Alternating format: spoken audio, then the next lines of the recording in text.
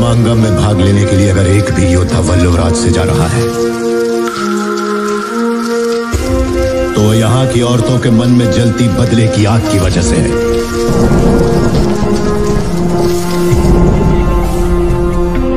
ऐसी ही वीरांगनाओं की कोख से मैंने और तुमने जन्म लिया है।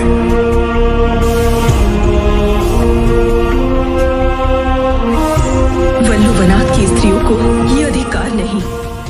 रानी अब्बका चौथा उल्लाल की पहली तुलुवा क्वीन थी जिन्होंने 16th सेंचुरी के एंड में पोर्तुगीज के सामने लड़ाई की थी। वो चौटा डायनेस्टी से बिलोंग करती थी जो कोस्टल कर्नाटका पर रूल करते थे और उनका कैपिटल था पुट्टिगी और उल्लाल का पोर्ट टाउन उनका सब्सिडरी कैपिटल था। पोर्तुगीज लोगों ने उल्लाल को हथियाने के काफी प्रयास किए क्योंकि ये जगह खास थी, लेकिन रानी अब्बका ने 4 दशकों तक उनके सारे प्रयासों पर पानी फेर दिया और उन्हें मुंह तोड़ जवाब देती रही और उनकी इसी बहादुरी की वजह से उन्हें अभय रानी यानी द फियरलेस क्वीन के जैसा जाना जाने लगा। इतना ही नहीं, वो उन पहले भारतीयों में से थी जिन्होंने बाहर से आकर हमारे देश पर कब्जा करने वालों से लड़ाई की हो और साथ ही कभी कभी उन्हें first woman freedom fighter of India के नाम से भी जाना जाता है। साथ ही कर्नाटका और तमिलनाडु में उन्हें रानी कित्तूर चेन्नम्मा, केलाड़ी चेन्नम्मा, रानी चन्ना भैरा देवी और ओनके ओबावा जैसी वुमेन वॉरियर्स और पेट्रियट्स की कई तरह मान दिया जाता है। अगर उनकी पोर्तुगीजी के साथ हुई लड़ाई की बात करें तो गोवा पर अपना कब्जा जमाने के बाद उन्होंने साउथ इंडिया पर अपनी नजरें गड़ाई और सबसे पहली नजर उनकी उल्लाल पर ही गई क्योंकि यहाँ पर तरह तरह के स्पाइसेस पोर्ट था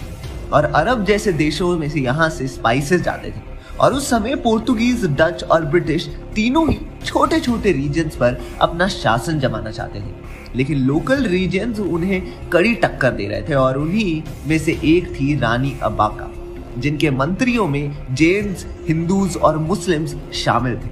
उन्होंने अपनी देखरेख में मलाली पर डैम का काम करवाया जिसके लिए उन्होंने बियरिस को बुलाया था और साथ ही कलिकट के जैमोरिन के साथ भी हाथ मिला लिया और उन्होंने साथ में मिलकर पोर्तुगीजों को तट पार नहीं करने दिया। उनकी बहादुरी को देखते हुए बंगा डायनेस्टी और बिदनूर के राजा वेंकटप्पा नायका ने भी आगे उनका साथ दिया।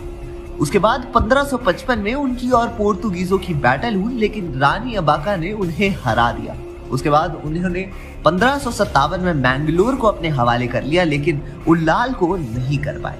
उसके बाद 1568 में पोर्तुगीज जनरल ने युक्ति लगाई और उन्होंने उल्लाल को अपने अंडर कर लिया और साथ ही रॉयल पैलेस पर भी कब्जा कर लिया, लेकिन अब्बका वहां से भाग निकली और अपने सैनिकों को अटैक के लिए भेजा और उन्होंने पोर्तुगीज सैनिकों को बंदी बनाकर जनरल को मार गिराया। उसके बाद भी बैटल्स होती रही और फिर रानी ने अहमदनगर के बिजापुर सुल्तान के साथ हाथ मिलाया और 1570 में एक बड़ी वॉर हुई जिसमें अब्बका ने अपने पति द्वारा ही धोखा खा लिया और पोर्तुगीज का उन्होंने साथ दिया, जिससे वो ये वॉर हार गई और उन्हें कैदी बना लिया गया। इतना ही नहीं, उन्होंने जेल से भी रिवोल्ट किया और लड़ते लड़ते ही वो शहीद हो गई और आज भी उन्हें लोग एक केयरिंग क्वीन की तरह याद रखते हैं जिन्होंने लोगों के लिए दिन रात काम किया और मरते दम तक लड़ती रही। और ऐसी ही बहादुर वीर रानी की कहानी बाहुबली 3 में दिखाई जाने वाली है। तो आप हमें कमेंट सेक्शन में जरूर बताएं कि आपको कितनी उम्मीद है इस कहानी से